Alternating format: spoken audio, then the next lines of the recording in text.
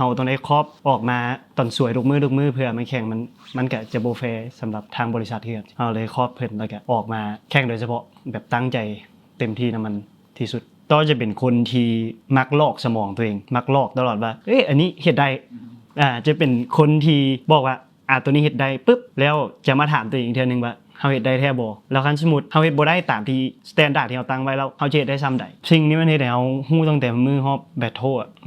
ตอนนั้นเลยที่เฮารู้สึกว่าครอบครัวแล้วก็กำลังใจของครอบครัวมันโคตรสำคัญเลย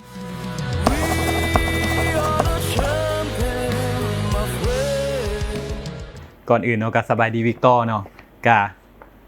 ดีใจนำที่ว่าชนะเป็นเดอะวินเนอร์ของโออิชิทีนไอดอลไฟนอลซีซั่นเนาะ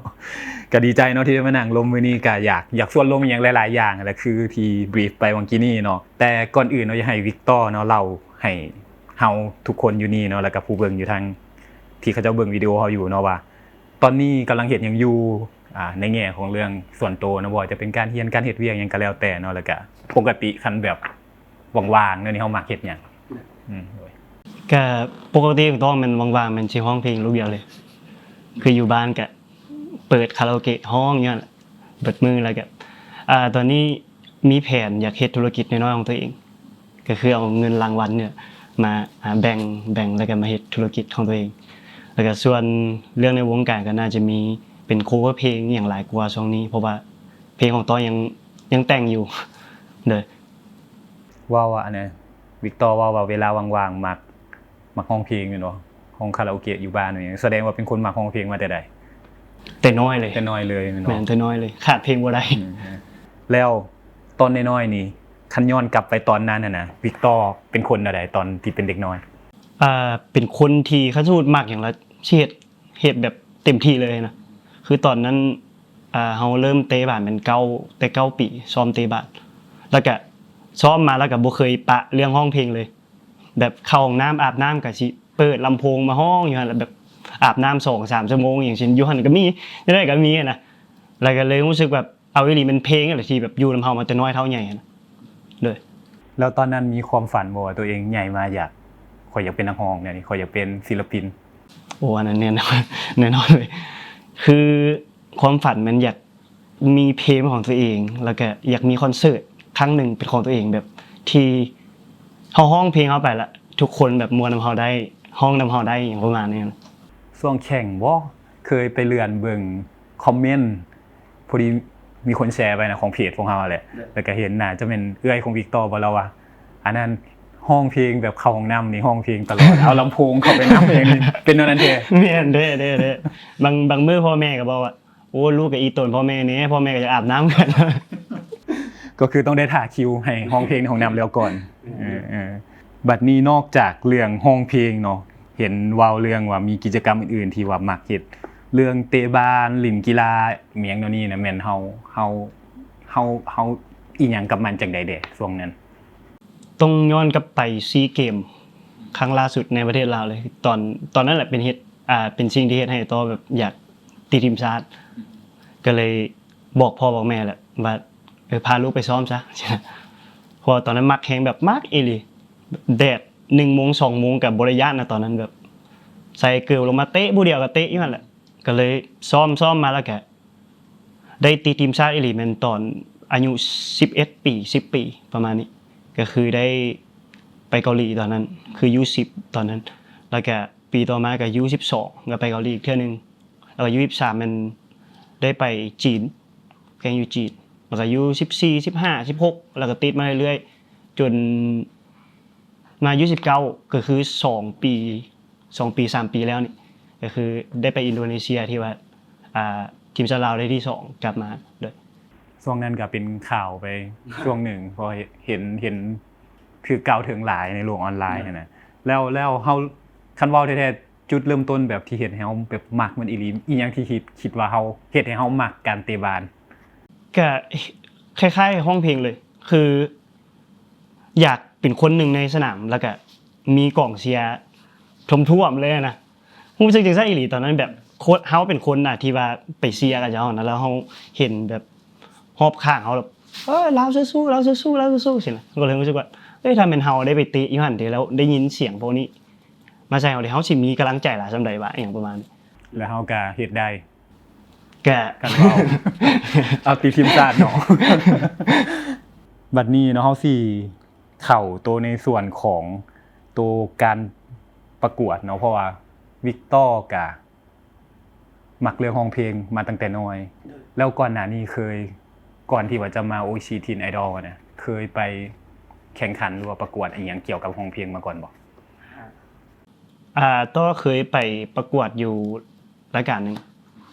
ช่วงตอนนั้นอยู่ม.6 ม.7 ประมาณนี้แล้วก็ตอนนั้นก็รู้สึกว่าตัวเองยังน้อยอยู่ก็เลยบ่ได้ไปถึงฝันปานใดก็เลยเท่านี้พอดีปีนี้โออิชิเป็นปีสุดท้ายเนี่ยก็เลยรู้สึกว่าคันสมมุติเฮาบ่มาปีนี้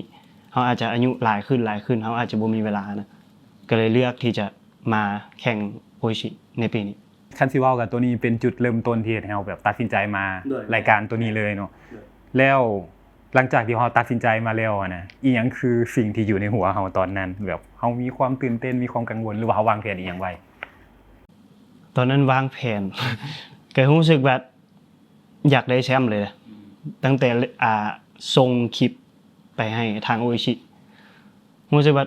เฮาก็เตรียมตัวมาดนนะเพราะว่าจากมื้อที่เฮาแข่งในเวทีนั้นก็ประมาณ 3-4 ปีแล้วสิเนาะเฮารู้สึกว่าเฮาก็ซ้อมมาหลายแล้วเฮาก็มีศักยภาพพอนะเฮาก็เลยรู้สึกว่าปีนี้ค่อยแหละสิเป็นแชมป์ ในตอนนั้นเลย รอบออดิชั่นเป็นแนวใดที่เฮาไป ฮอบออดิชั่นมีอุปสรรคหลายเพราะว่าตอนนั้นเฮาเป็นอะมิดานเ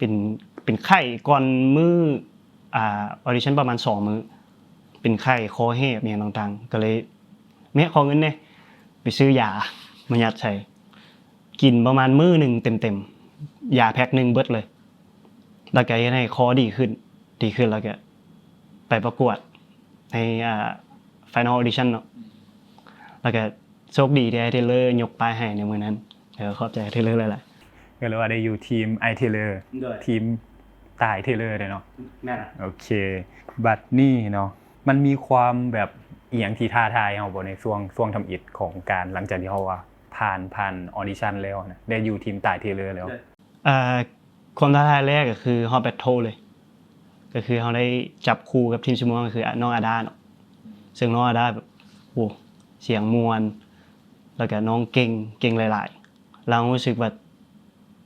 บางตอนแรกเฮาก็มั่นใจแล้วโอ้ยจังได๋เฮาก็วินสินะ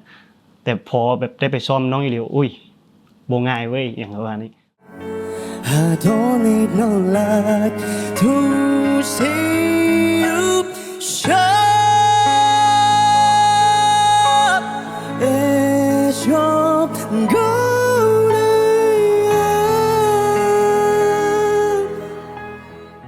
คือน้องเก่งแฮงแล้วก็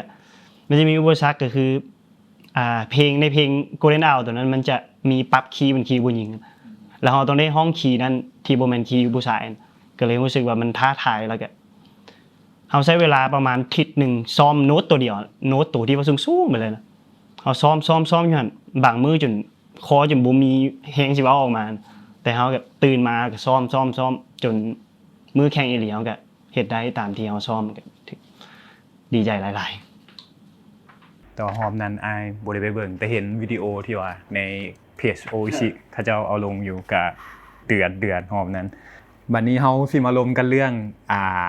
ในระหว่างการแข่งขันนะว่ามันมีอีหยังเกิดขึ้นแด่หรือว่ามีความท้าทายมีอุปสรรคหยังแด่แล้วก็วิกตอร์เฮ็ดหยังแด่เนาะในช่วงนั้นแล้วสำหรับแบบการเตรียมโตวเนี่ยในระหว่างแบบเฮาประกวดนะนอกจากสิ่งที่เฮาเฮ็ดอยู่ในตอนที่อยู่กองเนาะกับตอนที่เฮากลับบ้านแล้วเนี่ยนะเฮาทุ่มเทกับมันหลายหน่อยสำใดเฮาเฮ็ดอีหยังแด่ในช่วงนั้นเอาด้วยตอนแรกเลยคือก่อนเฮาสิมาแข่งรายการนี้เฮาครอบออกเวียกเลยงานออกเวียกบริษัทหนึ่งเพื่อมาแข่งโดยเฉพาะเลยเพราะว่าเฮารู้สึกว่าคันเฮายังเฮ็ดเวียกอยู่แล้วเฮาต้องได้ครอบออกมาตอนสวยทุกมื้อเพื่อมาแข่งมันก็จะบ่แฟร์สำหรับทางบริษัทเฮือใช่มั้ยเฮาเลยครอบเพิ่นแล้วก็ออกมาแข่งโดยเฉพาะแบบตั้งใจเต็มที่นำมันที่สุดแล้วก็คือฮอตแบทเทิลที่เฮาเว้าไปเบื้องต้น ก็มีอุปสรรคน้อยหนึงเพราะว่าตอนนั้นทางรายการให้เวลาประมาณ2อาทิตย์เนาะเพื่อให้เราได้มาซ้อมนำกันในฮอลแบทโทนั้นแล้วก็พอได้ผ่านไปรอบต่อไปเรารู้สึกว่าเรามีความมั่นใจหลายขึ้นเราก็เลยเลือกเพลงที่มันไกลจากตัวเองหลายๆที่เราบ่เคยร้องบ่เคยซ้อมเลยด้วยซ้ำนะเซมิไฟนอลเราเลือกเพลงอินเดียนของ Linkin Park Memory and a time I tried so hard and got so far. When the end it doesn't even matter. I had to fall to lose it all. When the end it doesn't even matter. มันจะเป็นฟิลเมทัลล็อกไปเลยและเสียงเขามันอาจจะบ่ได้ขนาดนั้นนะและภายในประมาณ10 มื้อเราต้องได้ซ้อมให้เสียงมันแตกมีแตกหน่อยนึงมีแหบหน่อยนึงอย่างประมาณนี้แล้วก็เฮ็ดให้คอแหบไปเลยจน3 มื้อสุดท้ายคอบ่มีเสียงขนาดเว้าก็ยังรู้สึกว่าเอ้าไอ้ตายก็เลยทวงว่าเสียงตัวคือแหบแท้เสียงตัวคือเป็นจังซี่อย่างประมาณตอนนั้นเราก็กังวลเนาะเพราะว่าเพลงนี้เป็นเพลงที่เราเลือกเองอีกแล้วคันสมมุติเราเฮ็ดบ่ดีเด้มันจะเป็นจังได๋มันจะเป็นดาบสองคมใส่เฮาบ่หรือว่าเฮามั่นใจในตัวเองหลายเกินไปบ่ประมาณจนบอสโจเพิ่นลงมาแล้วก็มาล้มน้อยนึงว่าตัวบ่ต้องเฮ็ดหยังหลายให้มันเป็นตัวของตัวเองที่สุดบ่ต้องแบบไปปรับให้มันคือต้นฉบับหลายก็ได้บ่ต้องแตกคือเจ้าหลายก็ได้เสียงก็เลยรู้สึกแล้วก็แม่นเนาะเพราะว่าคันสมมุติเฮาเลือกเพลงนี้มาเฮาก็ต้องเฮ็ดให้เป็นตัวของเฮาที่สุดอย่างประมาณนี้เฮาก็เลยเลือกที่จะห้องเป็นตัวของตัวเองที่สุดแล้วก็เอาออริจินอลเข้ามาใส่น้อยนึงผสมผสานกันไปก็เลยให้มื้อนั้นออกมาได้ค่อนข้างดีเสียงเฮาบ่ตกเสียงเฮาโอเคเลยดีเลยแล้วก็เลยรู้สึกว่าเฮาก็เห็นได้นี่ว่ะขนาดว่าเฮามันไกลจากตัวเฮาหลายแต่คันสมมุติเฮาสิเฮ็ดอีหลีเฮาสิเฮ็ดหยังอีหลีคันเฮาบ่คันเราพยายามกับมันเฮาว่าจังได๋เฮาก็เฮ็ดได้นะก็เลยต่อไปก็เลยบ่ย้านหยังเลยตอนนั้นมาไอ้ตายสิเอาเพลงนี้ให้เฮาอ่ะในเฮาไฟนอลเนาะไอ้เด้อrequest เพลงนี้ว่ะโอเคได้เดี๋ยวเฮาสิลองไปซ้อมนึงเด้อแล้วเฮาสิมาบอกอีกบัดนึงเด้อมันสิเป็นฟีลจังซี่เลยนะโดยมันสิเป็นฟีลเปิดโลกกว้างๆแล้วก็เฮ็ดให้เฮาได้ฟังหลายเพลงหลายสไตล์แล้วก็เฮ็ดให้เฮาฮู้ว่าวิธี movement อีหยังอยู่เทิงเวทีอย่างต่างๆคือโค้ชเพิ่น treat ทุกอย่างเห็นเว้าเรื่องโค้ชมาเนาะวันนี้อยากให้เราสู่ฟังเดียวว่าโค้ชนั่นน่ะเขาเจ้ามอบบทเรียนอีหยังให้เฮาหลายหน่อยส่าใดคือมี2คนเนาะมีทั้งไอ้ตายแล้วมีทั้งไอ้เทเลอร์ซึ่ง2คนนี่คนละขั้วเลยคันสิเว้านะเนาะทั้งไอ้เทเลอร์เราก็สิเป็นนายแบบเป็นนักแสดงมาก่อนหน้านี้เนาะก็ร้องเพลงมาสำนึงเนาะแล้วก็มีทั้งฝั่งไอ้ตายที่ว่าเป็นศิลปินจ๋าไปเลยนั่นนี่เขาเจ้าให้หยังเฮาได้ในระหว่างการแข่งขันก็คือดีไอว่าเราทั้ง2ฝ่ายจะเป็นทั้ง2ขั้วเลยไอ้ตายจะเน้นไปทางโวคอลไปเลยก็คือสมมุติเลือกเพลงนี้มาเรื่องห้องอย่างไอ้ตายจะเป็นคนสอนเป็นคนบอกทุกอันว่าคือบอกนี้ใส่เบิ่งคือบ่ลองอิมโพรไวส์ตัวนี้ใส่เบิ่งเดี๋ยวมันอาจจะดีขึ้นบ่อย่างประมาณนี้ส่วนไอ้เทเลอร์ก็จะเป็นเรื่อง movement เรื่อง blocking เรื่อง inner อย่างต่างๆเวลาอยู่เทิงเวทีเนาะเพราะว่าอันนี้มันก็สำคัญเหมือนกันเวลาถ้าเฮาขึ้นไปห้องเพลงแล้วเฮาบ่มี inner นำมันก็จะเฮ็ดให้คนเบิ่งเข้าบ่ถึงเพลงของเฮาคือกันอีกประมาณเด้อก็ถือว่าซอยเฮาได้หลายเลยเนาะในระหว่างการประกวดก็แล้วในระหว่างการแข่งขันเนาะมันมีช่วงเวลาที่เป็นเฮารู้สึกแบบดาวบ่เฮาดิ่งหรือว่าเฮารู้สึกท้อมีหยังอันนี้เฮา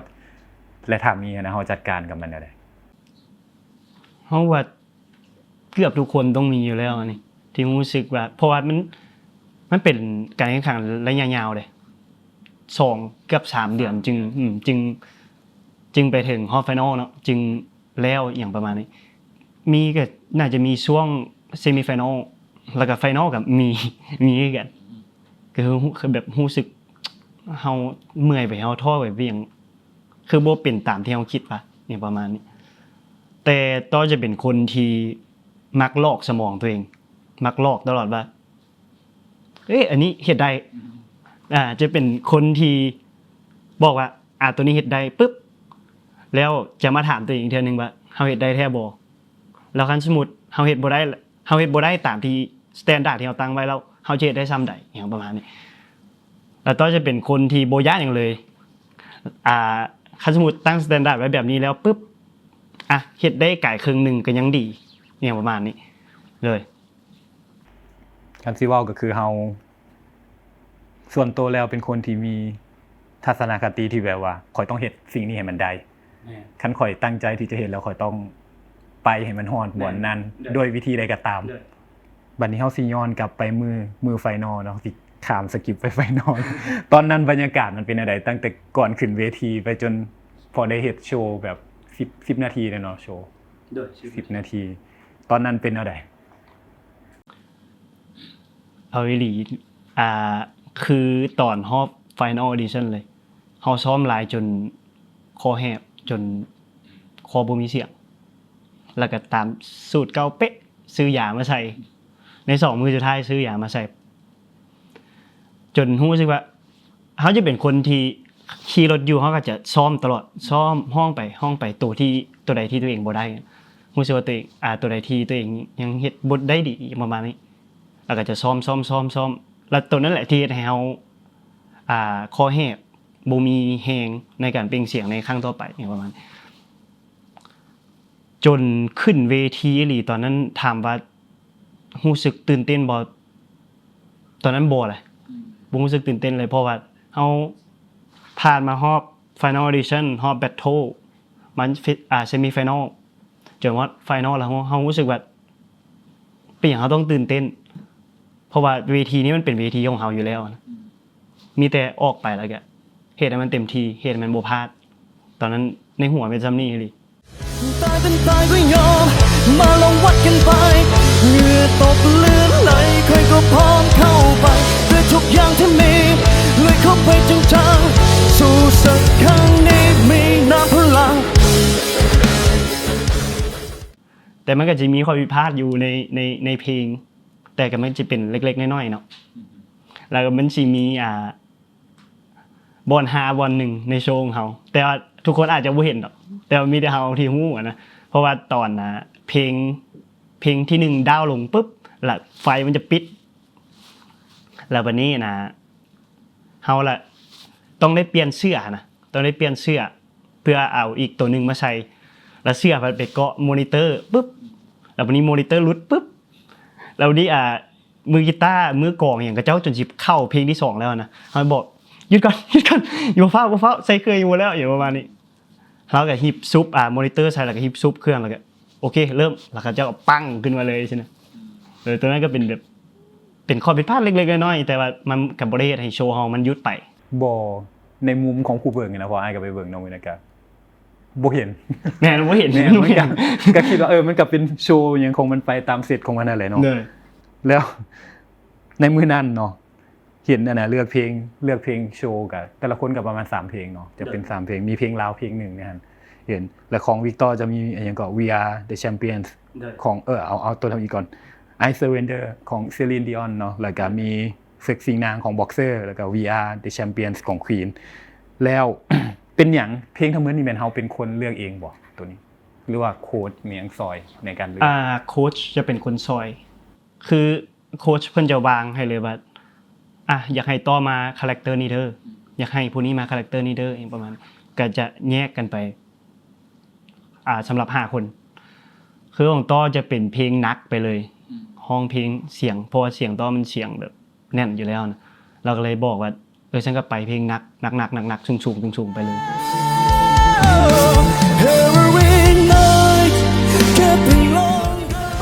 อยู่ต่อหน้าแล้วก็ไม่คนเดียวแต่ที่มันจะต้องเป็นผู้ชนะสดทิ้งน้ำกับหูเป็นมันคู่ควรกับ We are the champion my friend ตอนแรกก็ยากเติบคือ I Surrender ของ Celine Dion เนี่ยโอ้โหห้องบาทนึงห้องเดือนแรกรู้สึกเลยแบบได้แทบอ่ะตอนนั้นรู้สึกซี่เลยจนได้เปลี่ยนปรับคีย์ลงมาอีกเพราะมันสูงแล้วมัน ห้องยากแฮงแล้วมันก็เป็นเพลงที่ไกลตัวเฮาหลายแล้วก็ส่วนเพลงซึกซิงนางก็แม่นไอ้ตายเป็นคนเสนอมาให้เพราะเราเห็นนะในรอบเซมิไฟแนลตัวได้ใช้เพลงล็อกเนาะเราก็เลยแบบตัวไปได้ไกลกว่านี้อีกนะเพลงล็อกนี่นะเราก็เลยเลือกเพลงนี้เข้ามาใส่เป็นเพลงที่2ที่จริงตอนแรกมันมีแต่2เพลงก็คือ I Surrender กับซึกซิงนางตอนแรกจะบ่มี We Are The Champion บอสโจมันได้ลงมาเบิ่งโชว์นำแล้วเรารู้สึกว่ามันยังขาดอย่างไปน้อยนึงเว้ยเราว่าคันสมมุติในเนื้อโชว์อีหลีมันจะเป็นฟีลคือ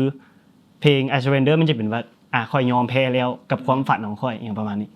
เราซึกซิงนางมันจะเปิดขึ้นมาว่าค่อยจะสู้เพื่อความฝันอีกครั้งถึงเพลงมันจะเป็นฟีลที่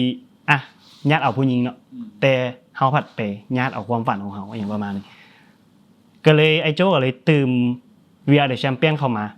ย้อนว่าคันสมมุติมันจบแต่ซึกซิงนางปึ๊บก็เจ้าจะบ่ฮู้ได้ว่าเฮาได้ชนะแล้วอย่างประมาณนี้ก็เลยตัดช่วงท่อนฮุกของ We Are The Champion เข้ามาอีกบานนึงว่าซันตู่สู้มาแล้วปุ๊บแล้วซันตู่ก็มาประกาศให้คนฮู้อีกเทื่อนึงว่าค่อยแหละแชมป์อย่างประมาณเด้อในเนื้อโชว์มันจะเป็นประมาณนี้เป็นการเล่าเรื่องที่มีสเต็ปของมันมาแล้วก็มากงกับชื่อของวิกตอร์ที่แปลว่าไสสนะแล้วก็สนะแล้วก็ได้เป็น The Winner เนาะตอนนั้นแล้วช่วงเวลาที่ประกาศผลได้ฮู้ว่าตัวเองเป็น The Winner ของ Oishi Teen Idol Final Season นี่นะความรู้สึกตอนนั้นเป็นอะไรตอนอยู่ถึงเวทีเลยทำอีทเลยให้เลยตอนนั้นให้เลยเพราะตอนนั้นเอาอีหลีมือนั่นน่ะรู้สึกว่าตัวเองมีข้อผิดพลาดอยู่นิดๆแล้วก็รู้สึกว่าบ่ได้ละที่เฮาจนท้อใจเลยตอนนั้นจนก็จะมาประกาศชื่อแล้วคนแรกมันนิวเนาะนิวที่22ได้ขึ้นไปก่อนเฮาก็บ่แม่นเฮาแบบท้อแล้วนะตอนจนก็จะมาประกาศว่าที่1 2แล้วก็เฮ้ยเฮาต่อแล้วย่างปุ๊บอะไรจับมือกันปุ๊บรับตาตอนนั้นรับตาขอให้เป็นเฮาซะเฮาแบบปล่อยทุกอย่างวางทุกอย่างเพื่อแบบสิ่งนี้เลยนะแล้วจนวินาทีที่ประกาศว่าที่1 2น้ำตาแตกปุ้มให้กระจายเพราะว่าคือเฮาบอกเลยว่าเฮาตั้งใจแล้วมันอีหลีนะเฮาเป็นคนเดียวที่กล้าเว้าได้เลยว่าเฮาเข้ามามื้อแรกเฮาบอกเขาเลยว่าค่อยสิเป็นแชมป์น่าจะเป็นตัวนั้นที่ไอ้โจ้เห็นแล้วไอ้โจ้ก็เลยเลือกเป็นเฮาที่ได้ The Winner คืนนั้นหลังจากแล้วได้นอนบ่ กลับมานอนบ่เพราะเสื้อว่ามือก่อนหน้านั้นเนาะก่อนมือไฟนอลน่าจะซ้อมหนักหน่วงเลยนะแล้วหลังจากที่เฮาแบบชนะแล้วแบบมันคือปลดปล่อยบ่หรือว่ามันมีอย่างอีกหลังจากนั้น ก็ไปกินเลี้ยง เรื่องปกติ ไปกินเลี้ยงทีม โอเคแล้วในการแข่งขันเทื่อนี้นะประสบการณ์ที่ว่าวิกตอร์ได้เรียนรู้ทั้งในเรื่องของการพัฒนาตัวเองบ่ความเข้าใจในสิ่งที่หรือว่าการรับมือกับสถานการณ์ต่างๆเนี่ยมันมีอย่างที่สอนเฮาเด้มันสอนเฮาหลายๆก็คือการอยู่นํกันหลายๆคนก็คืออยู่นํทีมเหลืองบ่อยู่นํทีมม่วงบ่ใช่แล้วก็ได้เจอน้องๆหลายๆคนหลายๆเจนว่าสิบางคนก็14ปีคืออาดาเนาะบางคนก็19 20เฮาก็22 23สินะเฮาก็จะเป็นผู้ใหญ่กว่าหมู่ในหั่นให้ผู้แข่งขันก็เลยรู้สึกว่ามาได้สอนทัศนคติหลายอย่างกับเฮาบ่ว่าจะเป็นจากโค้ชหรือว่าบ่ว่าจะเป็นจากผู้เข้าแข่งขันเองก็ตามหรือว่าไอ้โจ้คือสิเป็นผู้ที่เฮารู้สึกว่าเฮาโชคดีที่เฮาเข้ามาแข่งรายการนี้พอถ้าหาบ่เข้ามาเฮาจะบ่ฮู้เลยว่าไอ้โจ้โคตรเก่งแบบเก่งอีหลีเรื่องห้องเรื่องทัศนคติอย่างต่างๆไอ้โจ้แบบเป็นไอดอลคนหนึ่งเลยสิเว้าจังได๋วะคือเวลาเราร้องเพลงใดเพลงหนึ่งเราจะเฮ็ดให้คนที่นั่งฟังอ้าปากเราได้ตลอดก็เลยรู้สึกว่าเฮาต้องอีกจักปีเฮาจึงเก่งเท่าเราเฮาต้องเรียนอย่างนี้เฮาต้องศึกษาอย่างนี้ก็เลยดีใจเลยที่ตัวเองได้แชมป์แล้วก็ได้ไปอยู่ในหัวมิราโคนำไอ้โจ้เด้อ ถ้าว่าให้เลือกมาอย่างหนึ่งวันนี้ว่าสิ่งหนึ่งที่เฮาเรียนรู้จากไอ้โจโจเลยนะบทเรียนอันหนึ่งเลยที่แบบตัวนี้แหละเฮาคิดว่าเฮาได้เอาไปนำใช้แท้ในชีวิตจริงมันเป็นหยังตัวนั้น ไม่เสร็จเลยไอ้โจจะเป็นคนที่บ่ได้คิดแต่ซ้ำเนี่ยเราจะคิดไปข้างหน้าเอาอีก one step ahead แม่น เป็นฟิลนั้นเลย เพราะว่ามันเคยมีเรื่องอยู่ในกล่องเทื่อนึงก็เป็นเรื่องแบบมาจุกมาจิกดอกสำหรับเฮาเด็กน้อยเฮาอาจจะแบบเอ้าซ้ำนี่นี่ว่ามันซ้ำนี่เดี๋ยวเราให้ว่าไอ้โจให้ว่าซันซี่ล่ะแบบพอได้ไปนั่งแล้วเราเว้าให้ฟังอีหลีนะอ๋อมันเป็นสิเนาะหั่นนะมันเป็นฟีลจังซี่เฮาก็เลยรู้สึกว่าโอ้เราเบิ่งไปไกลเฮาหลายเลยรู้สึกว่าคันสมมุติจะใช้ชีวิตอีหลีน่าจะเอาเราแหละเป็นต้นแบบเด้อ แล้วหลังจากที่เราได้สนะตัวนี้มามันเปลี่ยนเราไปทางใดการแข่งขันตัวนี้กับสิ่งที่เราได้มันมา มันเฮ็ดให้เรากล้าแสดงออกขึ้นหลายขึ้นกว่าเก่าอยากเฮ็ดนั่นอยากเฮ็ดนี่หลายขึ้นเพราะว่าต้อเป็นคนที่แม่นว่าร้องเพลงมาแต่น้อยเนาะแล้วต้อก็เคยแต่งเพลงลิ้นๆไว้เขียนไว้ตัวนี้แหละมันเฮ็ดให้ต้อรู้สึกว่าเพลงเขาต้องดีกว่านี้อ่ะเพลงเขาตอนนี้แบบมันเป็นฟีลแต่งมามันม่วนแต่มันรู้สึกว่ามันน่าจะยังบ่เหมาะกับเฮามันน่าจะยังบ่เป็นตลาดเถื่อก็เลยอยากศึกษาไอ้โจ้เพราะว่าไอ้โจ้เป็นคนที่เขียนเพลงได้ลึกซึ้งหลายแล้วก็เฮาก็ต้องได้ถอดบทเรียนจากเราโอเคเนาะวันนี้เราสิมาขมวดสิ่งที่เราล้มกันเมื่อกี้นี้เนาะเข้าเพราะว่าคันสิเว้าแล้วสิ่งทั้งหมดที่วิกตอร์เฮ็ดนะมันก็เกี่ยวข้องกับสิ่งที่วิกตอร์มักเป็นสิ่งที่เฮาฮักเฮามักแล้วก็มันเฮ็ดให้เฮาเป็นเฮาในทุกมื้อนี้นะนั่นแหละก็เลยอยากเว้าเรื่องกับการใช้ชีวิตของเฮาที่มันเกี่ยวข้องกับสิ่งที่เฮาเฮ็ดอยู่และมันเป็นสิ่งที่เฮามักอีกเนาะว่าสำหรับวิกตอร์เนาะการเฮ็ดในสิ่งที่ฮักมันมีความหมายแนวใดกับตัวเองมันส่งผลต่อชีวิตของเฮาในแต่ละมื้อแนวใดนะบ่ว่าจะเป็นแง่ของความสุขของความพึงพอใจความท้าทายหรือว่าการเติบโตของเฮาแนวนี้นะลองเล่าสู่ฟังเด้อแต่ว่ามันเป็นความสุขน้อยๆของเฮาคือบางมื้อเฮารู้สึกเรียนมาแล้วเฮาเมื่อยบ่เฮารู้สึกเรียนมื้อนี้คือเรียนบ่เข้าหัวว่าอย่างประมาณเฮากลับมาเฮาได้ร้องเพลงเฮาได้ใช้เวลากับเพลงฟังเพลงนั่งฟังเพลง1ชั่วโมงสิมันก็เฮ็ดให้เฮาแบบบูสต์เฮาขึ้นได้แล้วเพราะฉะนั้นบางเทื่อก็เฮ็ดนำผู้สาวเฮ็ดนำผู้สาวบางเทื่อก็หมู่นัดไปเตะบ้านก็ไปเตะปึ๊บแบบมันพอจบเกมปึ๊บมันก็เฮ็ดให้เฮาลืมเรื่องที่เฮ็ดให้เฮารู้สึกดาวน์ลงได้หลายเลยซึ่งชีวิตประจำวันของต้อตอนนี้ก็ยังดำเนินแบบนี้คือเก่าก็คือมื้อนึงต้องได้ร้องเพลงอาทิตย์นึงต้องได้เตะบาสประมาณ 2-3 เทื่อโดยมันเป็นรูทีนไปเลยนะเด้อกับมันก็ยังอยู่อ้อมตัวเฮามาตลอดตั้งแต่เฮายังน้อยเราคิดว่ามันแบบนี้มันสิเป็นแบบนี้ไปแบบฮอดส่ำใดนะอีกโดนส่ำใดหรือว่าจะเป็นแบบนี้ไปเรื่อยๆเลยนะครับว่าเฮารู้สึกว่ามันอยู่เคียงข้างเอามาตลอดอยู่เคียงข้างเอามาแต่น้อยคือถ้าเฮาบ่ได้ไปเตะบาสก็อย่าเฮาเบิ่งเตะบาสก็มีความสุขแล้วนะคือเฮาซัพพอร์ตลิเวอร์พูลเนาะแต่ละอาทิตย์เฮาก็จะเบิ่งลิเวอร์พูลบางเทื่อตัวอย่างน้อยก็จนให้นำเด้คันทีมแบบแพ้บ่ทีมบ่ได้แชมป์บ่ประมาณนี้เฮาก็จะให้นำบางมื้อก็3:00 นเช้ามื้ออื่นไปเรียนตื่นไปเรียนแต่ก็ยังลุกมาเบิ่งย้อนมันกลายเป็นความฮักไปแล้วเฮาว่ามันบ่แม่นแค่ความมักของคนๆนึงมันเป็นสิ่งที่อยู่นำเฮาแต่น้อยละเฮาฮักมันไปหลายๆแล้วเด้อเคยมีบ่คนมาบอกว่าเจ้าบ่อยากลองไปเห็นอันอื่นบ่มีอย่างนั้นเห็นนอกจากเจ้าเตะบาสหรือว่าเจ้าร้องเพลงอันนี้มีบ่บ่มีเพราะในครอบครัวคันสมมุติลูกอยากเตะบาสสิพ่อแม่ก็ซัพพอร์ตเต็มที่แม่เกิบลูกค้าแล้วอยากได้เกิบใหม่แม่ก็สิซื้อให้เลยบางทีบางมื้อแม่ตอนนั้นแม่บ่มีเงินโดยซ้ำนะแม่บอกโอ๊ยสั่งแล้วลูกเดี๋ยวอาทิตย์หน้า แม่ได้เงินเดี๋ยวแม่จ่ายให้อย่างประมาณนี้เฮาได้เรียนรู้จากตัวนั้นมาน้อยๆแต่ตั้งแต่น้อยแล้วก็พัฒนาขึ้นมาเฮารู้สึกว่าขนาดแมวยังสู้กับชีวิตหลายขนาดนั้นนะแล้วเป็นอย่างเขาสมมุติอันนี้เป็นความฝันเฮาอีหลีเฮาสิสู้แล้วมันเพื่อมันบ่ได้เลยแล้วก็เลยพยายามพัฒนาตัวเองมาเรื่อยๆคือตอนนั้นต้อบ่ได้เสียงดีบ่ได้เสียงมวยแต่ฮะก็ห้องมาเรื่อยๆห้องมาเรื่อยๆแล้วเฮาก็เห็นพัฒนาการของตัวเองนะเอ้ยเพลงนี้บ่เคยห้องได้เว้ยแต่มื้อนี้ห้องได้แล้วอย่างประมาณนี้แล้วก็จะข้ามไปเรื่อยๆเอาสิ่งที่ท้าทายเข้ามาเรื่อยๆแล้วละเฮาต้องเฮ็ดให้ได้ก็คือครอบครัวเฮาเป็นก็สิเว้ากับเป็นผู้ที่ซัพพอร์ตเฮาอยู่แล้วในการที่เฮาเฮ็ดในสิ่งที่เฮาฮักในแต่ละมื้อเนาะจากสิ่งที่ว่าต่อเนาะวิกตอร์มัก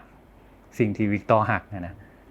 เฮาก็เห็นเนาะว่าวิกตอร์เปลี่ยนมันมาเป็นอีกอันหนึ่งที่ว่ามันใหญ่กว่าเก่ามันเป็นสิ่งที่มันบ่ได้อยู่แต่กับตัวเฮาแหละมันออกไปทางนอกไปหาคนอื่นไปหาคนฟังไปหาคนที่เขาเจ้าชมหรือว่าเขาเจ้าเชียร์เฮาบ่จะเป็นการเตะบานเนาะเตะบานก็มีคนเชียร์เฮาเนาะนี่นะห้องเพลงเฮาก็มาแข่งขันเฮาก็มีผู้ที่มาเบิ่งเฮาเนาะนี่แล้วก็ซัพพอร์ตเฮาในการแข่งขันตัวนี้นะแม่นหยังคือในมุมของวิกตอร์เนี่ยแม่นหยังคือสิ่งที่แบบสำคัญที่สุดในการแบบ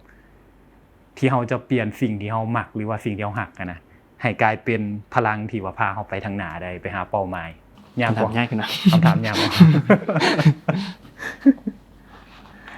กันในมุมของเฮาก็